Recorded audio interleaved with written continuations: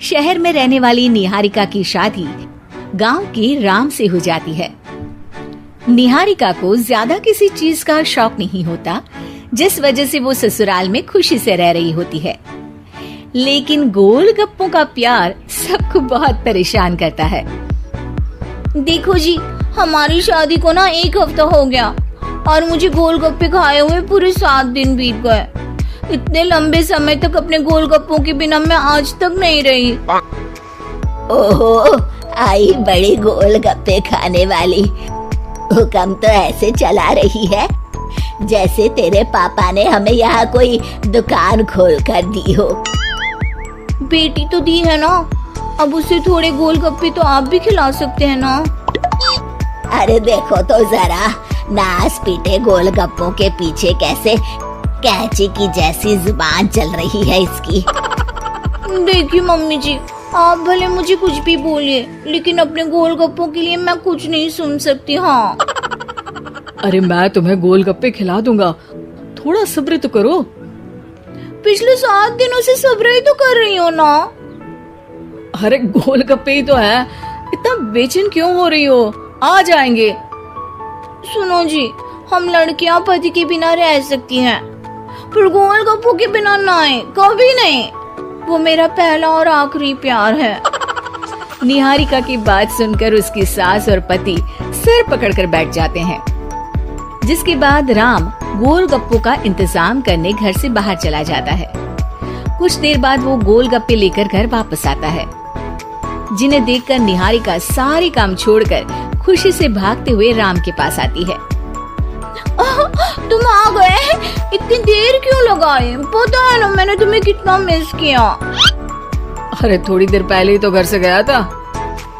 क्या तुम? अरे मैं तो अपने गोलगप्पों से बात कर रही हूँ, तुमसे नहीं।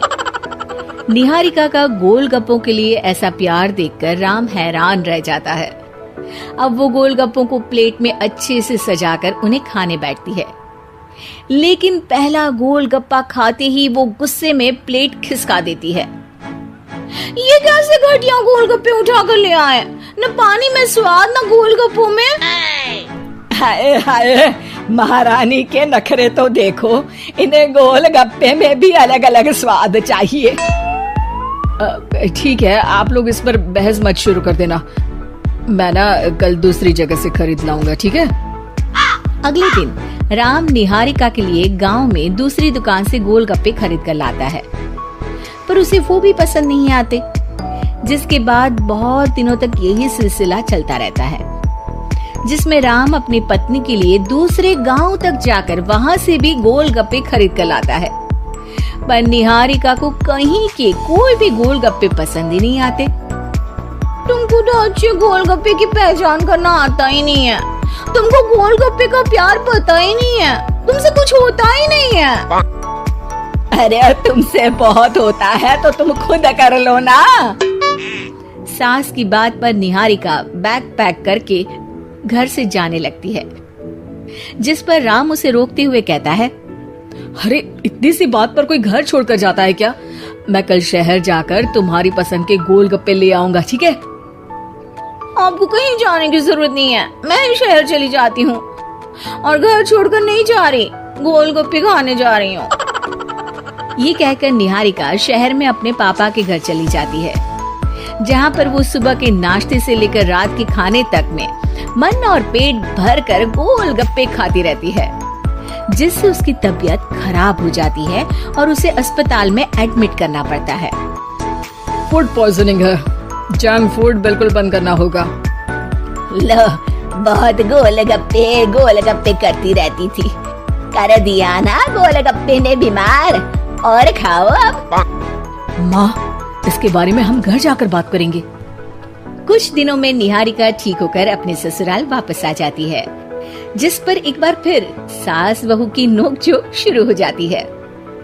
अब थोड़े दिन अपने प्यार से दूर रहना, नहीं तो इस बार सीधा भगवान के घर पहुंच जाओगी। इस बार सास की बात का कोई जवाब दिए बिना निहारिका अपने कमरे में चली जाती है। बीमार होने की वजह से निहारिका गोलगप्पे तो खा नहीं पाती, लेकिन अभी भी उसके मन में हर वक्त उन्हीं के ख्याल चलते रहते हैं। हाय मेरे प्यारे गोलगप्पे, इस कल मुझे फूड पॉइजनिंग ने मुझे मेरे प्यार से दूर कर दिया। मेरे गोलगप्पों, मुझे तुम्हारी बहुत याद आ रही है। अगर मैंने तुम्हें खाया तो मम्मी जी तानों के ही गोलगप्पे बनाकर मुझे खिला देंगी। एक दिन निहारिका अपने चेकअप के लिए डॉक्टर के पास गई, जिसके घर से निकलते ही राम रसोई में जाकर कुछ करने लगता है।